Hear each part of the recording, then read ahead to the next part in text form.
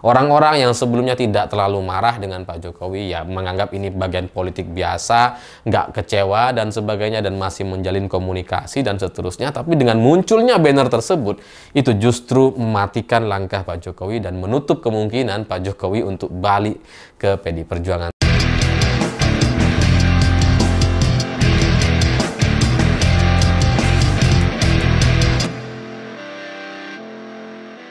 Selamat malam semuanya. Kemarin tiba-tiba muncul banner bertuliskan Megawati ilegal.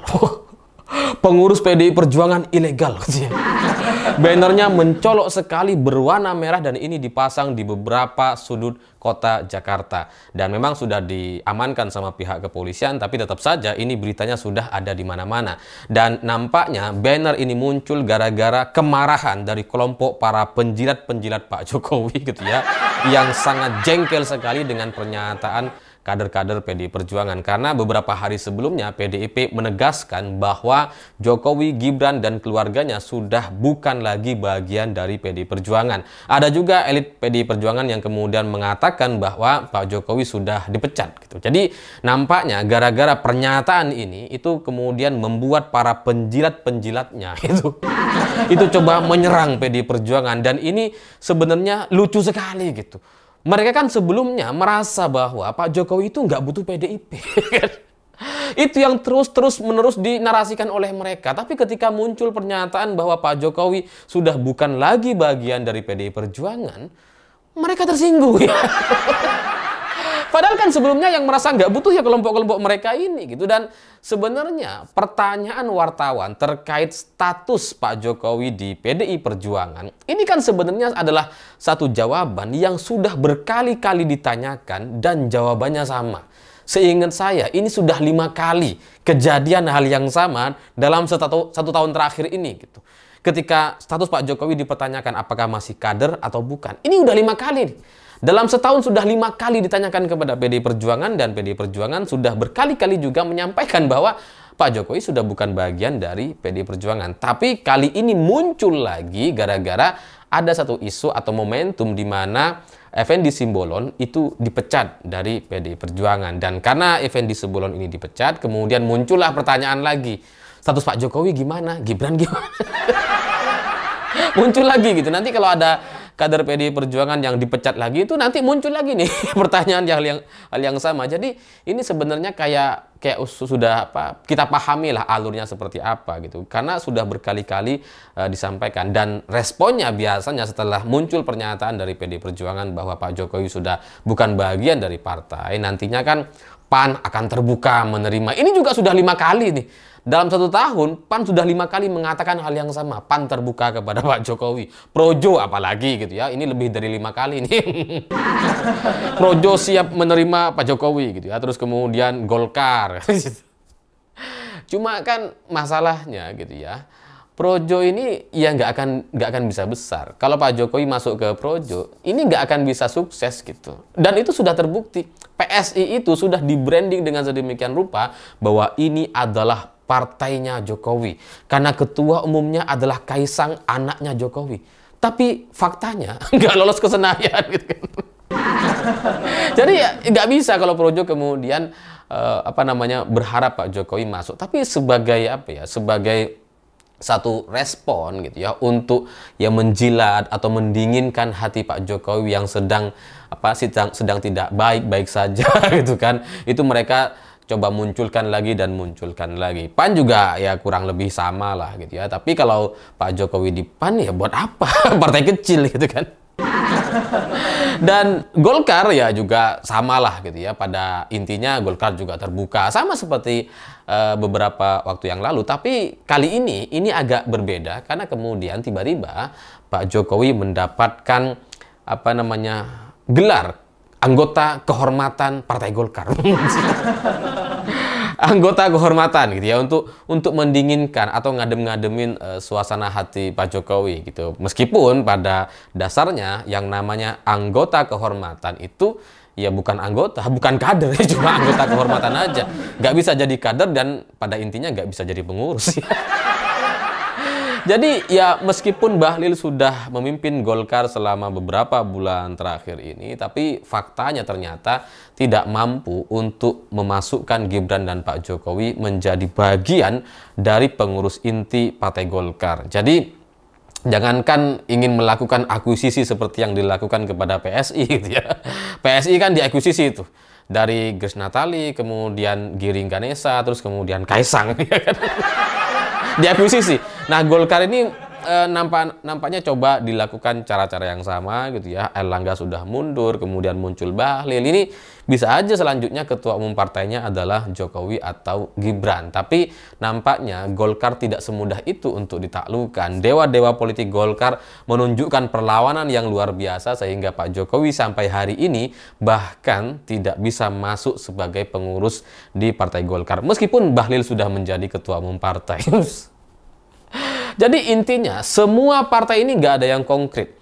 Mulai dari PAN, Golkar, kemudian apalagi Projo ini nggak masuk hitungan gitu ya. Nggak ada yang konkret. Bahkan PAN itu sebagai partai yang kecil sekalipun itu ternyata tidak mudah untuk kemudian diakuisisi atau menyerahkan kursi ketua umum partainya kepada Pak Jokowi. Nggak mudah ternyata ya. Ya meskipun wah kita terbuka dan sebagainya itu hanya omong kosong belaka gitu, hanya omon-omon. Dan di situasi yang seperti ini, tiba-tiba Pak Jokowi bertemu dengan Presiden Prabowo Subianto. Ya, dengan alasan bahwa ya kan sebelumnya Pak Prabowo sudah ke Solo, ini juga kunjungan balik ke rumah beliau.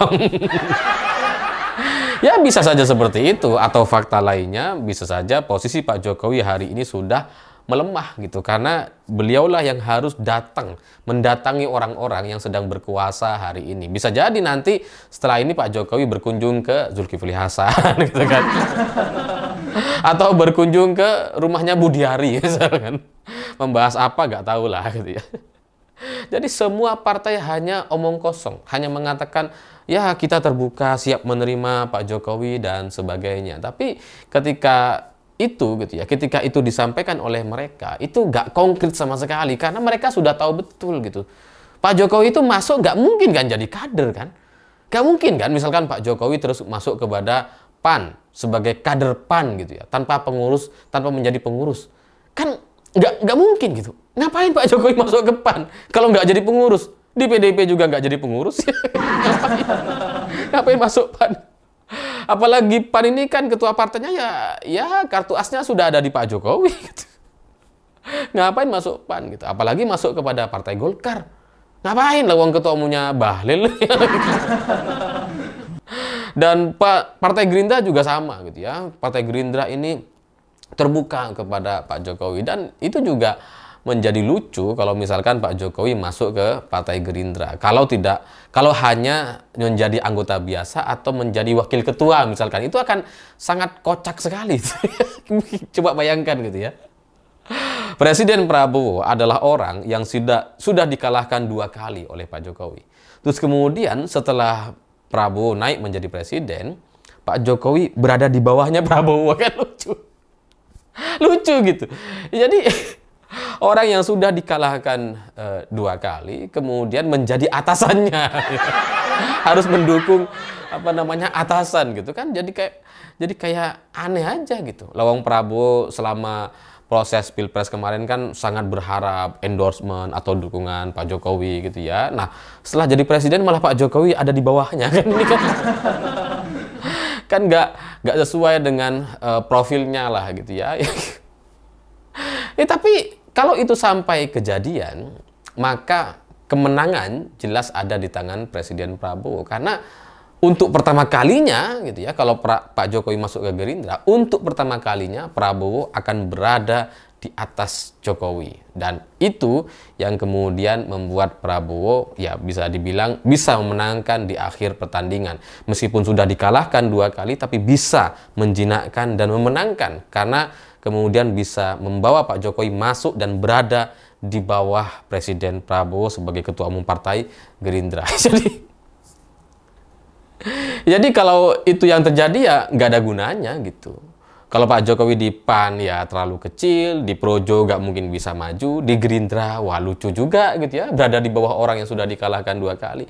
Jadi memang yang paling terhormat bagi Pak Jokowi sebenarnya berada di PDI Perjuangan, karena Ibu Mega adalah orang yang mengantarkan Pak Jokowi dari Solo, Jakarta dan menjadi presiden 2 periode. Ibu Megawati adalah orang yang belum pernah dikalahkan oleh Pak Jokowi, dan justru Ibu Mega lah yang mendorong Pak Jokowi mendapatkan semua kekuasaan yang didapatkan olehnya dan oleh anaknya hari ini. Gitu. Jadi ya untuk partai politik sebenarnya di PDI Perjuangan lah Pak Jokowi itu yang paling ideal gitu. Karena ya nggak malu-maluin banget lah kalau berada di bawahnya Ibu Mega dibandingkan di bawah Prabowo, ya kan? Di bawah Zulkifli Hasan, apalagi di bawah Bahlil. Wah, tapi waktunya nampaknya sudah mulai mulai masuk injury time gitu ya. Pak Jokowi sudah melemah, sudah kehabisan waktu, sehingga di tengah-tengah krisis kepercayaan diri ini kemudian muncullah banner Megawati ilegal. Banner bahwa PDI Perjuangan kepengurusannya itu adalah kepengurusan yang ilegal. Karena itu adalah bentuk kekecewaan dari kelompok orang-orang penjilat Jokowi yang sampai hari ini itu mereka masih kebingungan mau ngapain gitu, karena Pak Jokowi nggak bisa masuk ke semua partai gitu. Ke salah satu partai pun kayaknya masih mental-mental gitu, nggak ada tawaran-tawaran yang konkret, sehingga ya para penjilatnya ini ya kebingungan. Dia mau marah ke Gerindra mereka nggak bisa gitu kan, Gerindra berkuasa hari ini. Mau marah ke Zulkifli Hasan ya buat apa, nggak ada gunanya gitu kan. Mau marah ke Budiari ya ngapain lah, Budiari bentar lagi kena kasus judi online. Jadi ya semua orang kebingungan, sehingga yang menjadi titik sasarannya adalah PDI Perjuangan. Mereka marah sekali dengan PDI Perjuangan sampai lupa bahwa sebenarnya dalam beberapa tahun terakhir ini mereka para kelompok relawan adalah orang-orang yang meyakini bahwa tanpa PDI Perjuangan Pak Jokowi itu baik-baik saja. Padahal ternyata masih membutuhkan. Tapi ya itulah kelompok para penjilat yang coba cari muka kepada Pak Jokowi, yang coba menyerang PDI Perjuangan, karena siapapun hari ini yang menyerang PDI Perjuangan itu bisa dilirik oleh Jokowi dan kemudian bisa diapresiasi. Tapi ya mereka lupa bahwa presiden hari ini adalah Presiden Prabowo gitu ya, sudah bukan Jokowi lagi, dan selanjutnya mereka juga tidak paham peta politik yang terjadi di PDI Perjuangan itu seperti apa gitu, karena PDI Perjuangan adalah partai yang sudah terbukti yang kalau mereka diserang mereka jadi semakin solid gitu. Yang kalau PDI Perjuangan itu diserang, mereka seneng, bangga sekali, siap untuk melawan gitu. Itu udah menjadi DNA mereka. Yang kalau mereka diserang tuh, wah siap. Emang mereka tungguin itu. Ya karena dalam sejarahnya, PDI Perjuangan kan ya didukung oleh sejarah-sejarah yang sangat yang sangat luar biasa. Seperti misalkan kantornya diserbu, kader-kadernya diserbu dan kemudian meninggal dunia. Itu adalah bagian dari sejarah yang selalu diingat oleh semua kader PDI Perjuangan, dan itu membangkitkan semangat mereka gitu. Ketika ada serangan kepada PDI Perjuangan, mereka langsung ingat tuh, dulu kita diserang, dulu kantor kita diserbu, kader-kader dibunuh. Wah, itu ingat semua terus ke sejarah-sejarah lama itu, sehingga dengan begitu mereka menjadi lebih semangat lagi, dan itu sudah terbukti dalam bertahun-tahun PDI Perjuangan ini ada di Indonesia. Serangan-serangan kepada PDIP itu justru membuat mereka jadi semakin solid. Jadi banner-banner yang dibuat oleh para penjilat Jokowi ini itu ya sebenarnya justru merugikan Jokowi itu sendiri. Karena sebenarnya gitu ya, di PDI Perjuangan ini dalam analisa saya ya, bukan informasi ya. Dalam analisa saya, beberapa elit PDI Perjuangan itu masih tidak terlalu memblokir atau membuat garis batas kepada Pak Jokowi dan keluarganya. Ada beberapa orang yang masih menerima gitu, yang mereka nggak ada masalah dengan Pak Jokowi. Yang kalau misalkan Pak Jokowi mau balik, mereka juga nggak ada masalah. Gitu ya. Sebelum ada muncul banner ini, tapi dengan kemunculan banner ini, itu justru kemudian menutup pintu yang selama ini terbuka di beberapa titik partai PDI Perjuangan. Orang-orang yang sebelumnya tidak terlalu marah dengan Pak Jokowi, ya menganggap ini bagian politik biasa, nggak kecewa dan sebagainya, dan masih menjalin komunikasi dan seterusnya. Tapi dengan munculnya banner tersebut, itu justru mematikan langkah Pak Jokowi dan menutup kemungkinan Pak Jokowi untuk balik ke PDI Perjuangan. Tapi ya kita lihat saja nanti akan seperti apa gitu, karena memang langkah-langkah dari para buzzer, dari para penjilat ini memang sangat luar biasa, tidak memahami peta politik di PDI Perjuangan seperti apa. Saya pikir itu. Terima kasih sudah menonton. Begitulah kura-kura.